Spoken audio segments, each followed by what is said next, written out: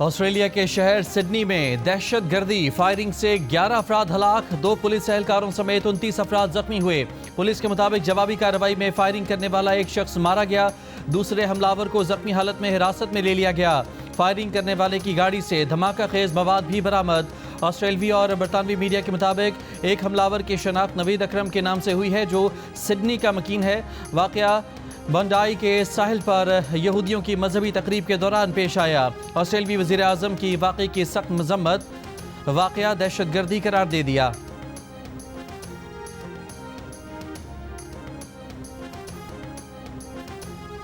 Sydney میں دہشت گردی کرنے والے ملزم کو احمد نامی مسلمان شخص نے دبوچ کر گرایا۔ اسلحہ چھیننے کی کوشش میں احمد زخمی بھی ہوا، جو اس وقت اسپتال میں زیر علاج ہے۔ حملہ کو دبوچ کر یہودیوں کا جانی نقصان کم کرنے والے احمد کی حالت خطرے سے باہر بتائی جاتی ہے۔ آسٹریلیا کی مسلم کمیونٹی کا کہنا ہے کہ معاشرے میں ایسے پرتشدد اور مجرمانہ اقدامات کی کوئی گنجائش نہیں۔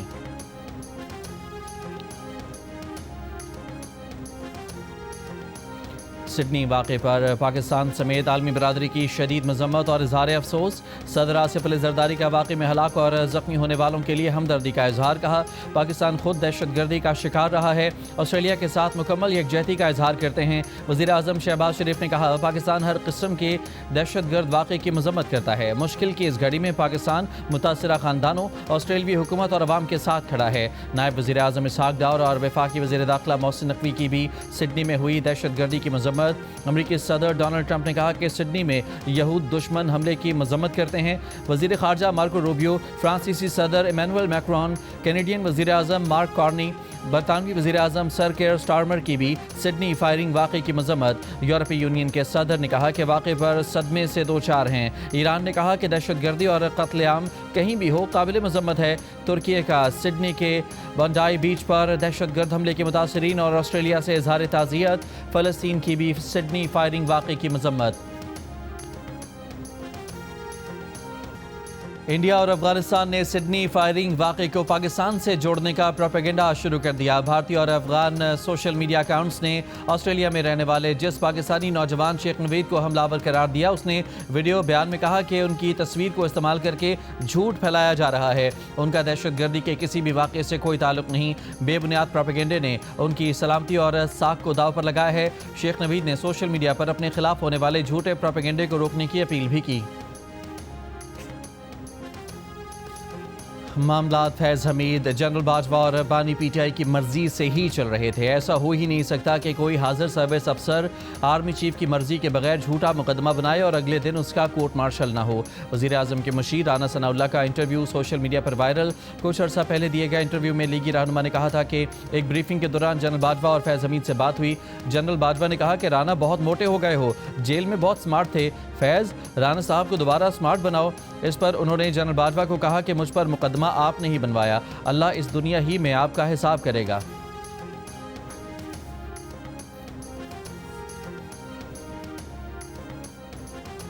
سابق chief of army staff general Bajwa کے خلاف نہ تو کوئی تحقیقات ہو رہی ہیں، نہ ہی کوئی کارروائی زیر عمل ہے۔ ایڈیٹر انویسٹیگیشن دی نیوز انصار عباسی کا باخبر ذرائع کے حوالے سے دعویٰ۔ شائع رپورٹ میں کہا گیا ہے کہ سابق D G I S I lieutenant general retired Faiz Hameed کی سزا کے بعد بعض سیاسی اور میڈیا حلقوں میں سابق army chief general retired Qamar Javed Bajwa کے خلاف قانونی کارروائی کے امکان پر قیاس آرائیاں شروع ہو گئی ہیں۔ ذرائع کا کہنا ہے کہ بعض حلقوں میں پھیلائی جانے والی یہ چمگوئیاں بے بنیاد ہیں۔ فوجی احتساب کا وہ عمل جس کے نتیجے میں جنرل فیض کو سزا ہوئی، مکمل طور پر شواہد کی بنیاد پر تھا، صرف ان کے انفرادی اقدامات تک محدود رہا، جبکہ اس کیس میں سابق آرمی چیف کو جوڑنے والا کوئی مواد موجود نہیں۔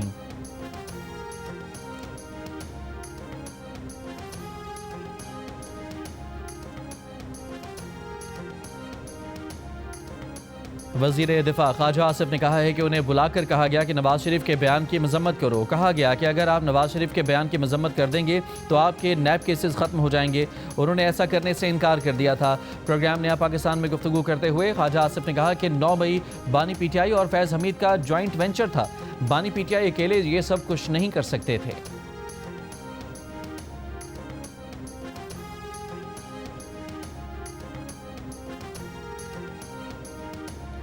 وزیر اعلیٰ خیبر پختونخوا سہیل آفریدی کا کہنا ہے کہ خیبر پختونخوا کی طرف انگلی اٹھانے والے پہلے اپنے صوبے کی کرپشن دیکھیں۔ پنجاب میں ہزاروں اربوں روپے کی کرپشن ہو رہی ہے۔ کوہاٹ میں جلسے سے خطاب میں سہیل آفریدی نے کہا کہ بانی پی ٹی آئی اور ان کی بہنوں کو جعلی مقدمات میں پھنسایا ہوا ہے۔ پی ٹی آئی رہنما شہریار آفریدی نے کہا کہ این ایف سی میں خیبر پختونخوا کا حصہ نہیں دیا جا رہا۔ پاکستان کو متحد کرنا ہے، تمام اقوام کو متحد ہونا ہوگا۔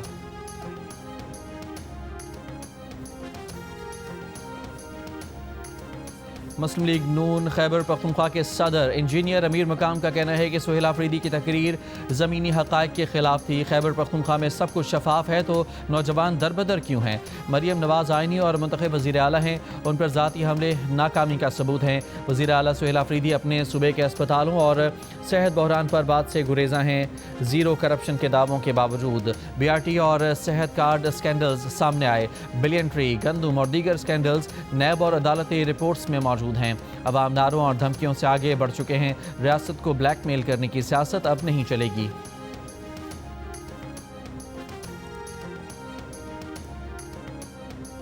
پی ٹی آئی عہدیدار کارکنوں کو پشاور میں جلسہ گاہ پہنچانے میں ناکام رہے۔ 7 دسمبر کے جلسے میں مطلوبہ تعداد میں کارکن نہ لانے پر پی ٹی آئی کے 25 ضلعی ارکان کو شو کاز نوٹس، 3 دن کے اندر وضاحت پیش کرنے کی ہدایت۔ نوٹس میں خبردار کیا گیا کہ تسلی بخش وضاحت نہ ملنے کی صورت میں تادیبی کارروائی ہوگی۔ نوٹس جاری کیے جانے پر کئی پی ٹی آئی عہدیداروں نے استعفے پیش کر دیے۔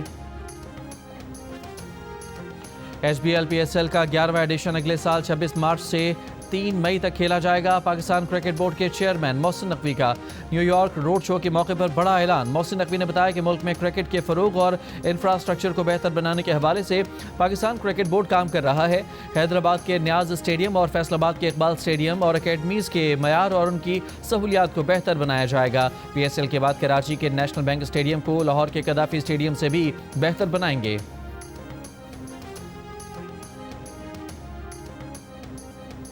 نیو یارک میں پی ایس ایل روڈ شو کے موقع پر پاکستان کرکٹ ٹیم کے کھلاڑیوں کی شرکت۔ سابق کپتان وسیم اکرم کی قومی کرکٹر سے ہلکی پھلکی گفتگو اور مذاق۔ ابرار احمد کو شادی کی مبارکباد دی، پوچھا شادی کو کتنا عرصہ ہو گیا؟ ابرار نے کہا کہ 2 ماہ۔ وسیم اکرم نے مذاق سے کہا کہ چند برسوں کے بعد پوچھوں گا۔ اسٹیج پر موجود سائم ایوب اور فہیم اشرف نے پاکستان سپر لیگ کے سفر کے بارے میں بتایا۔ کہا کہ پاکستان سپر لیگ کھلاڑیوں کی دریافت اور ان کی صلاحیتوں کو نکھارنے کا ایک بہترین پلیٹ فارم ہے۔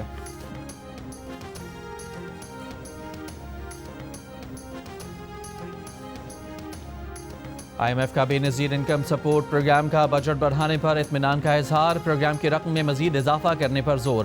آئی ایم ایف کا کہنا ہے کہ بین الاقوامی معیار کے مقابلے میں بے نظیر کفالت پروگرام کی رقم کم ہے۔ سماجی تحفظ کے لیے بے نظیر انکم سپورٹ پروگرام کے بجٹ کو مضبوط کیا جائے۔ صارفین کی قوت خرید برقرار رکھنے کے لیے مراعات میں مناسب اضافہ کیا جا رہا ہے۔ کفالت پروگرام کے تحت کیش امداد بڑھائی جائے۔ غیر مشروط نقد امداد کی رقم 13,500 روپے سے بڑھا کر 14,500 روپے کی جائے۔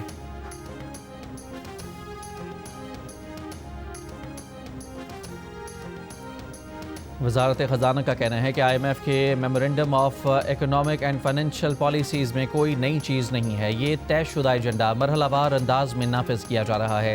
آئی ایم ایف پروگرام کے آغاز پر حکومت پاکستان نے اپنی مجوزہ اصلاحاتی پالیسیاں پیش کیں۔ آئی ایم ایف نے مرحلہ وار ایم ای ایف پی کا حصہ بناتا ہے۔ درمیانی مدت کی اصلاحات مرحلہ وار نافذ کی جاتی ہیں۔ حکومت نے ترسیلات زر میں اضافے کے لیے غیر رسمی ذرائع کی حوصلہ شکنی کی ہے۔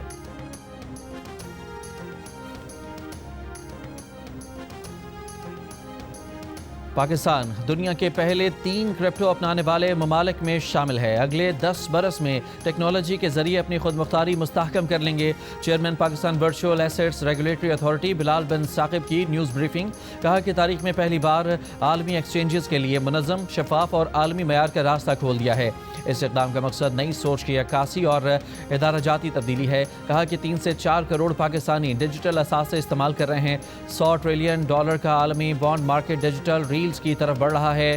فریم ورک صرف ٹریڈنگ کے لیے نہیں بلکہ صنعتوں کے لیے بھی فائدہ مند ہے۔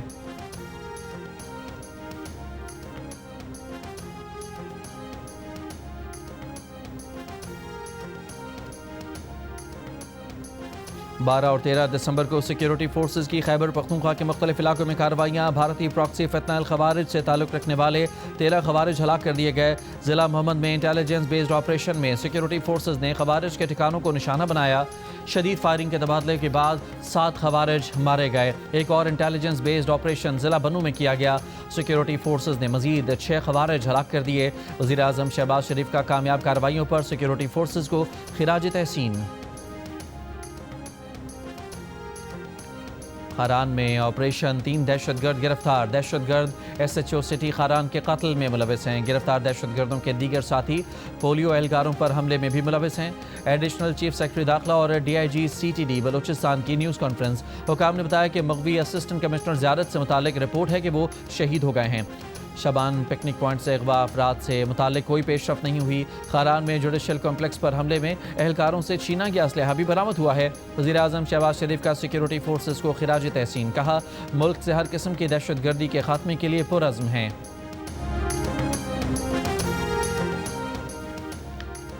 अफगानिस्तान की सूरत हाल पर तेहरान में चीन, रूस, पाकिस्तान और दीगर ममालिक का गैर मामूली इजलास। अफगानिस्तान शरीक नहीं हुआ।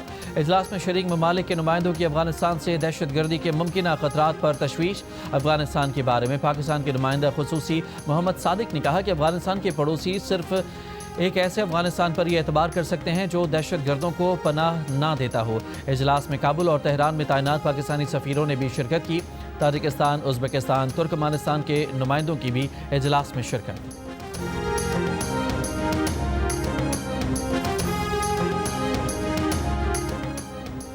अमरीका में मौजूद अफगान शहरियों का दहशतगर्द तंजीमों से ताल्लुकात का इंकशाफ। डायरेक्टर अमरीकी इंटेलिजेंस तुलसी गेबार्ड ने कहा है कि कम से कम 2000 अफगान शहरी दहशतगर्द तंजीमों से ताल्लुक़ रखते हैं या फिर मुश्तबा हैं। दहशतगर्द गिरोह अब भी अमरीका पर हमलों की मनसूबाबंदी कर रहे हैं। अमरीका के इंसदादी दहशतगर्दी मरकज़ के डायरेक्टर के मुताबिक अमरीका में आए तकरीबन 18,000 अफगानों की निशानदही की गई है। ये अफगान शहरी बदनाम ज़माना या फिर मुश्तबा दहशतगर्द हैं।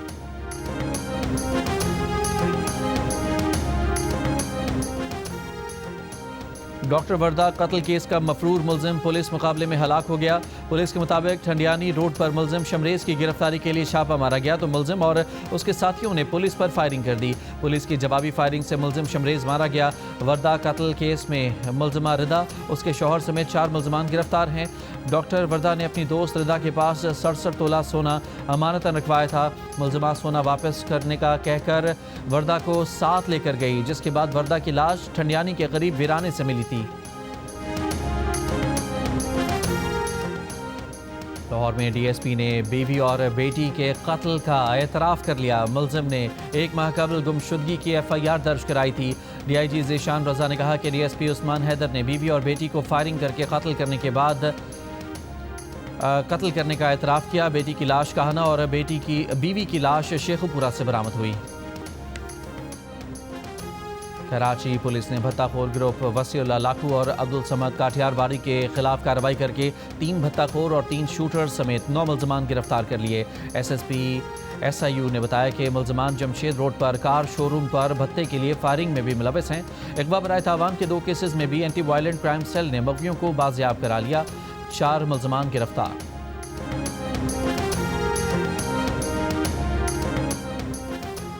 अमरीका की ब्राउन यूनिवर्सिटी में फायरिंग, 2 तलबा हलाक, 9 जख्मी। पुलिस ने 20 साला मुश्तबा शख्स को हिरासत में ले लिया।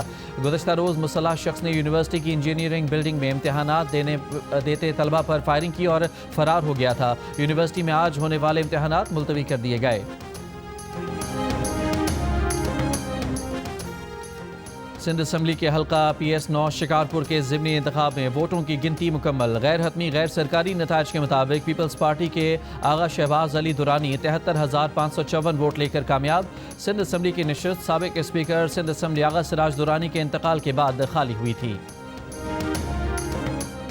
खैबर पख्तूनख्वा में कई साबिक मुआविनीन और वज़रा ने सरकारी गाड़ियाँ वापस नहीं की। ज़राए का दावा, दस्तावेज़ के मुताबिक 3 सरकारी गाड़ियाँ साबिक मुआविन खुसूसी रिलीफ नेक मोहम्मद के ज़ेर इस्तेमाल हैं। 1122 ने 3 गाड़ियों की वापसी के लिए नेक मोहम्मद से तहरीरी दरख्वास्त भी की। मुआविन खुसूसी बराए इतलात शफी जान का मौक़िफ़ देने से गुरेज।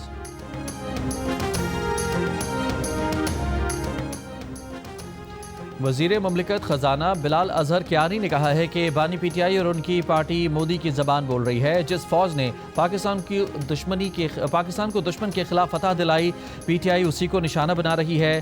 پی ٹی آئی سیاست کے نام پر ریاست پر حملہ آور ہے. کوئی محب وطن ایسی زبان استعمال نہیں کر سکتا جو پی ٹی آئی اور بانی استعمال کر رہے ہیں. بلال اظہر کیانی نے 124 کلومیٹر للہ جہلم روڈ کی تعمیراتی سائٹ کا دورہ کر کے میڈیا سے گفتگو کی. کہا کہ اگلے 6 ماہ میں منصوبے کو مکمل کر لیں گے.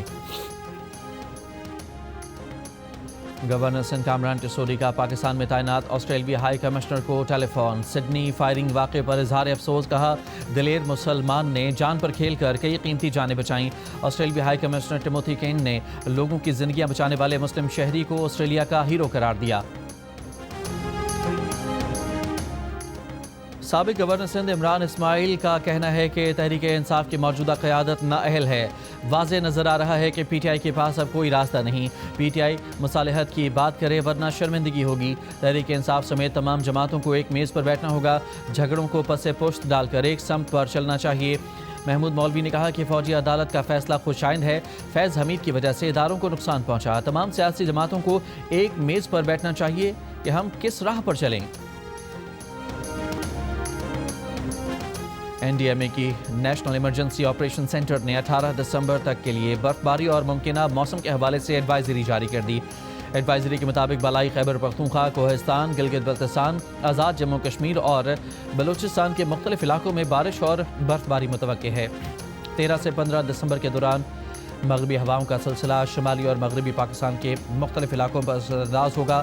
ممکنہ موسمی صورتحال کے باعث دھند کی شدت میں بھی اضافہ متوقع. برف باری کے باعث پہاڑی راستوں پر ٹریفک کی روانی متاثر. بعض مقامات پر سڑکیں بند ہونے کا خدشہ ہے. کوئٹہ، زیارت اور شمال مغربی بلوچستان کے بعض علاقوں میں ہلکی بارش اور پہاڑی علاقوں میں برف باری متوقع ہے.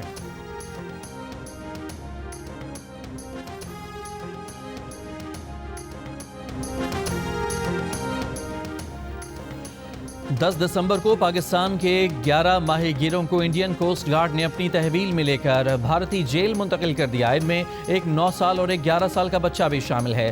Human rights commission of Pakistan کے سیکرٹری جنرل نے جیو سے بات کرتے ہوئے پاکستانی حکومت سے مطالبہ کیا ہے کہ سفارتی ذرائع کو استعمال کرتے ہوئے ان بچوں کو فوری بازیابی کو یقینی بنایا جائے. امریکی جریدے نے طالبان کی جنگی مشقوں، طیاروں کی مرمت اور عسکری پریڈ کو گمراہ کن پروپیگنڈا قرار دے دیا. امریکی جریدے نے دعویٰ کیا ہے کہ سیٹلائٹ تصاویر اور شواہد سے ثابت ہے کہ طالبان کی جنگی تیاریوں میں کوئی حقیقت نہیں. طالبان رجیم نے ناکارہ طیاروں اور بختر بند گاڑیوں کو رنگ و روغن کر کے رن وے پر کھڑا کر کے رکھا ہے.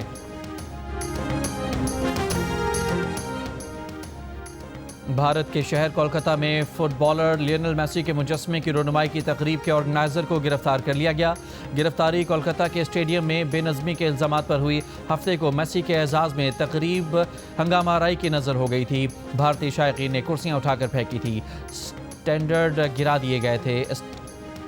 بھارتی میڈیا کے مطابق شائقین میسی کے جلد چلے جانے اور شاہ رخ خان کے نہ آنے پر غصے میں آ گئے تھے.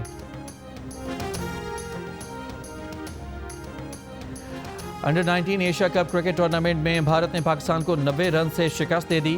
بھارتی ٹیم کے 241 رنز ہدف کے تعاقب میں پاکستان کی پوری ٹیم 150 رنز بنا کر آؤٹ ہو گئی. پاکستان کی جانب سے حذیفہ احسن نے 70 رنز بنائے. بھارت کے دیپیش اور کنشک چوہان نے 3 وکٹیں حاصل کیں.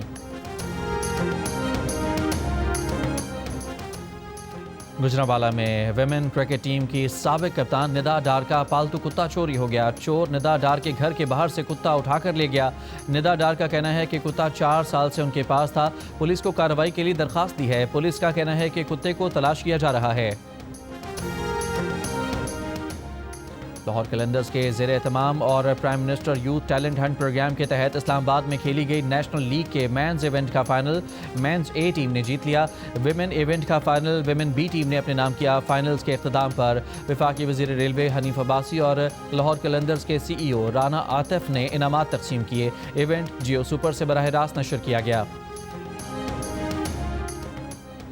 لاہور قلندرز کے سی ای او عاطف رانا کا کہنا ہے کہ پاکستان کے 25 شہروں میں نہ صرف لڑکوں بلکہ لڑکیوں کے بھی ٹرائلز ہوئے. پلیئرز ڈیولپمنٹ پروگرام پنجاب سے شروع کیا گیا تھا. اس وقت کے وزیر اعلیٰ پنجاب شہباز شریف کی مکمل سپورٹ تھی. کہا وزیر اعظم کی ہدایت پر پورے ملک میں ٹیلنٹ ہنٹ پروگرام شروع کیا گیا ہے. وزیر ریلوے حنیف عباسی نے کہا کہ ٹیلنٹ ہنٹ کے لیے ملک بھر سے لوگوں کو جمع کرنے پر لاہور قلندرز کی انتظامیہ کو سلیوٹ پیش کرتے ہیں.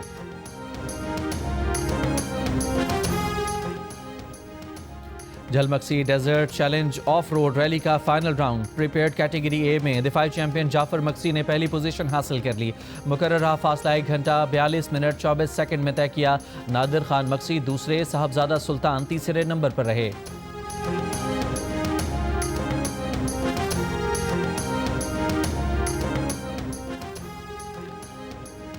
ایشز سیریز کے ابتدائی 2 ٹیسٹ ہارنے کے بعد انگلش ٹیم کے آسٹریلوی میڈیا سے تعلقات ناخوشگوار ہو گئے. انگلینڈ کے سیکیورٹی اسٹاف کا برسبن اور ایڈلیڈ میں مقامی میڈیا کے نمائندوں سے جھگڑا. انگلش سیکیورٹی اسٹاف نے مقامی چینل کے کیمرہ مین کو دھکے دیے. ٹی وی انتظامیہ کا کہنا ہے کہ اس کی شکایت مناسب پلیٹ فارم پر کریں گے. اور عالمی ٹور میں ٹکٹوں سے $2 ارب کمانے والی ٹیلر سوئفٹ کا کمال. عملے کو $19 کروڑ 70 لاکھ کا بونس دے دیا. 36 برس کی گلوکارہ نے 21 ممالک میں 149 کنسرٹ کیے تھے. عملے کو $197 ملین بونس کا بتایا تو لوگوں کی آنکھوں میں خوشی کے آنسو آ گئے. ٹیلر سوئفٹ نے گلے لگا کر شاباش دی.